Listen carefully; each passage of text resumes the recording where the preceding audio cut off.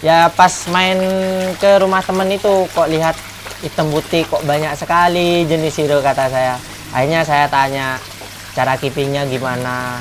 Ternyata kok temen ngasih cara keepingnya kayak yang gampang-gampang susah gitu. Akhirnya saya coba. Kalau untuk tarif khusus buat saya itu seikhlasnya owner. Dikasih G saya terima, gak dikasih juga gak apa-apa. Karena saya awalnya juga hobi. Assalamualaikum warahmatullahi wabarakatuh.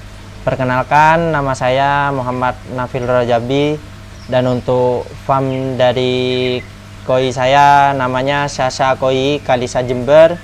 Alamatnya berada di Desa Gelagawero, Kecamatan Kalisat, Kabupaten Jember. Ya, jadi saya sebelum memasuki dunia koi itu menjadi fotografer dari tahun 2018 sampai tahun 2020. Waktu itu pertama saya terjun langsung di foto model yang pertama. Jadi setelah foto model udah memahami dari segi cara pengambilan gambar atau juga teknik fotonya, baru saya pindah ke fotografer wedding. Kalau di Jember biasanya di daerah kota yang banyak. Daerah kota, daerah Patrang, Tegal Besar juga ada. Kerjasama sama MUA Jember. Jadi ada beberapa MUA yang sudah kontrak dengan saya juga. Ada sudah yang freelance. Jadi gak nentu kalau untuk MUA. Bisa pindah-pindah. Untuk sekarang sudah berhenti sejak 2020. Pas COVID saya berhenti, ya mungkin karena COVID jarang ada yang nikah mungkin. Ya, jarang job. Dulu seneng koi itu awalnya dari bekas kolam saya waktu masih kecil. Jadi di rumah saya itu ada kolam bekasnya ikan lele itu. Jadi daripada gak kerawat, saya coba bersihkan, lalu iseng aja pengen beli koi ataupun melihara koi. Yang bikin tertarik ke koi itu dari motifnya. Kok menurut saya bagus. Akhirnya pertama kali itu nyoba beli 1 ekor dulu di perikanan Kalisat. Itu masih belum tahu jenis, jadi tanya sama orangnya mau beli koi gitu aja. Harganya berapa? Harganya itu berawal yang pertama 70.000. Kalau kata orangnya yang jual itu ukuran 30 cm. Bisa merawat itu dulu saya belajar dari YouTube. Waktu itu mungkin sering mati karena masih belum tahu cara ngerawatnya.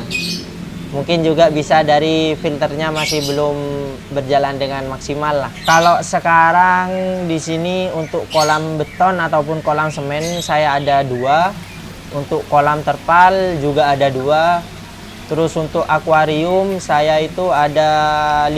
Sarana ini banyak karena untuk keeping ikan koi. Keepingnya saya sekarang banyak sih Pak, banyak. Kalau yang di keeping banyak.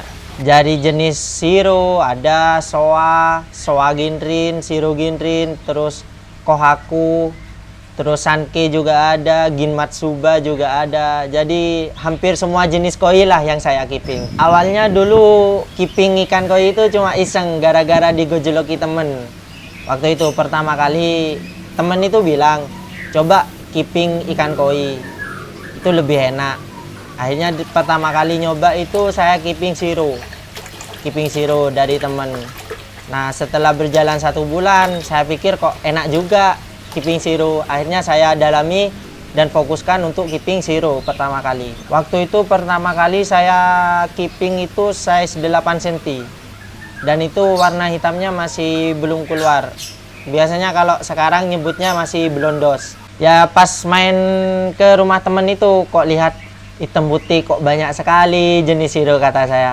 Akhirnya saya tanya cara keepingnya gimana. Ternyata kok temen ngasih cara keepingnya kayak yang gampang-gampang susah gitu. Akhirnya saya coba. Yang di keeping di sini kurang lebih bisa hampir lebih dari 50 ekor. Yang saya keeping sekarang. Itu dari punya beberapa orang.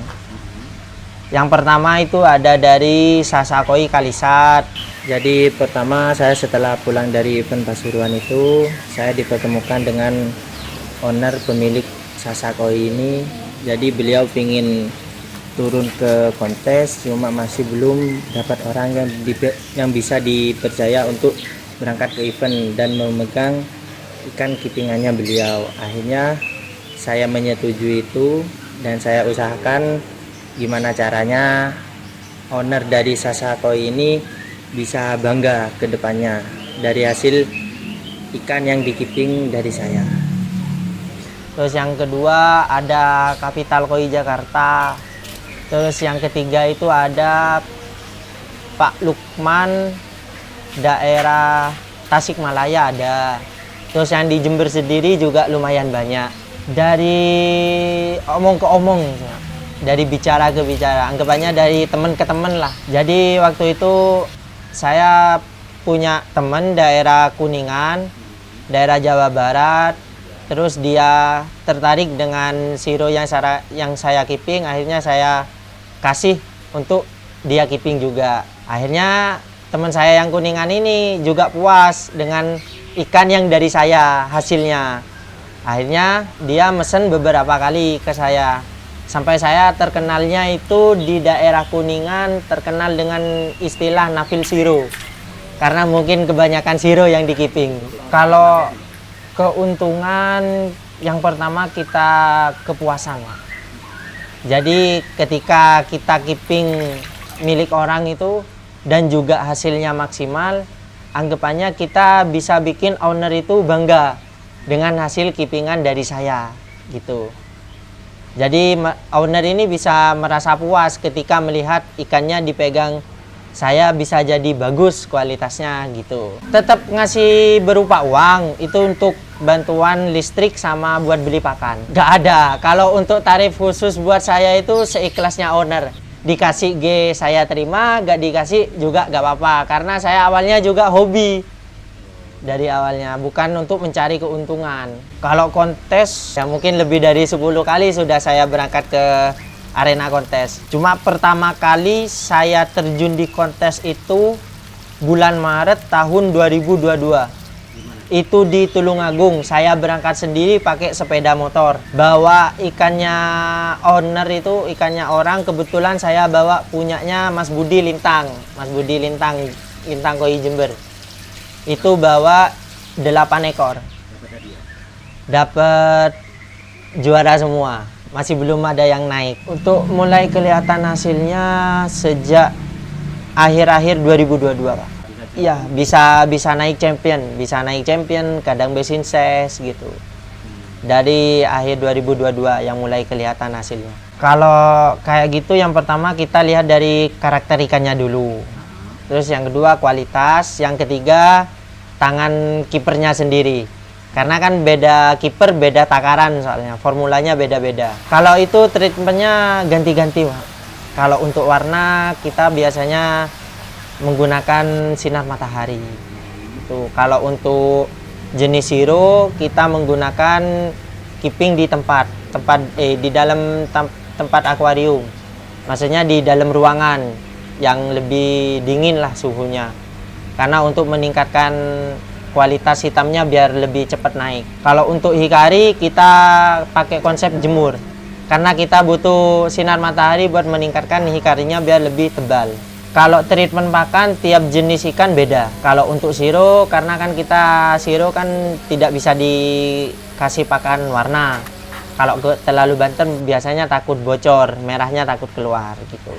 Jadi kalau untuk siro saya sendiri cuma pakai pakan wejem aja dari jenis Soagindrin sama Siro Ucuri sama kelas Hikari Moyomono. Kalau itu karena kan kita memelihara ikan yang bernyawa, jadi kita tidak tahu kapan ikan itu sakit, kapan itu ikan lompat. Sering alami dari berbagai owner. Yang penting kita keepingnya udah maksimal. Kadang ada yang mati, kadang ada yang lompat gitu. Itu kalau untuk kerugiannya.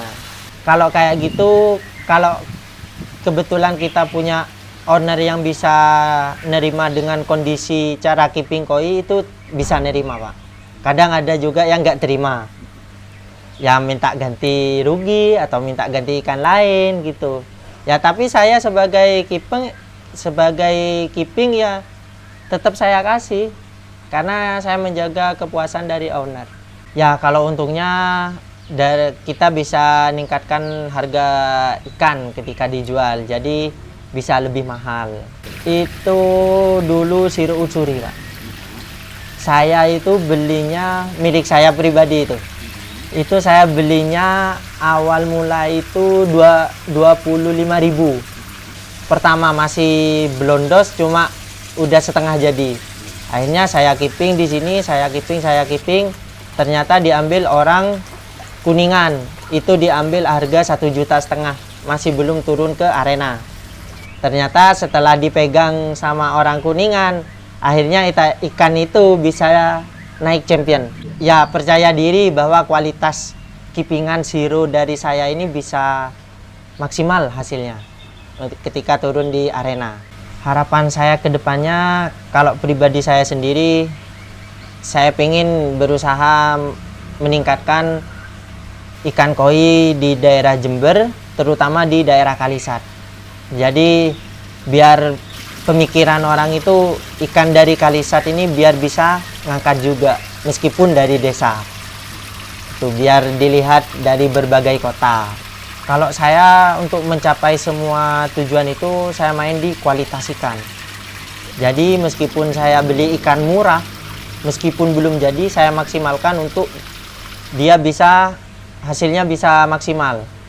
Jadi anggapannya dari ikan murah bisa jadi ikan mahal, ataupun ikan berkualitas. Ya jadi untuk para penghobi yang nonton video ini, yang mungkin ada keinginan buat cara keeping ikan koi, yang pertama saya cuma kasih saran, kalau untuk memilih ikan koi, kita harus lihat karakternya dulu. Karakter ikan ataupun karakter dari indukannya sendiri. Karena kan tiap ikan berbeda-beda. Terus yang kedua, kita harus punya tempat yang memadai. Terus yang ketiga, kualitas air di tempat para penonton, kita harus juga mengetahui untuk TDS-nya berapa, suhunya berapa, dan cocok untuk jenis apa yang di keeping. Terus untuk segi pakan, kita lihat ikan yang di keeping dulu. Ikan apa? Contoh misalkan kayak gosanke ataupun kayak kohaku ataupun sanke, karena dia membutuhkan merah, kita harus kasih pakan warna ataupun dibantu dengan sinar matahari. Kalau untuk siru, paling tidak kita harus keeping di indoor, di dalam ruangan dengan suhu yang dingin. Dan untuk siru, saya sarankan jangan sering menggunakan es batu, karena nanti hasilnya ketika ikan udah maksimal, nanti bakal jadi rewel ketika dibawa ke arena. Kalau kita selama keeping, pengalaman saya, kalau sering dikasih es batu selama keeping, ketika berangkat arena dia harus dikasih es batu terus di dalam tempatnya. Gitu. Jadi ketika di arena kadang nggak maksimal hitamnya sama putihnya. Demikian sedikit wawasan dari saya, semoga bermanfaat untuk para penghobi dan juga yang menonton video ini. Terima kasih. Wassalamualaikum warahmatullahi wabarakatuh.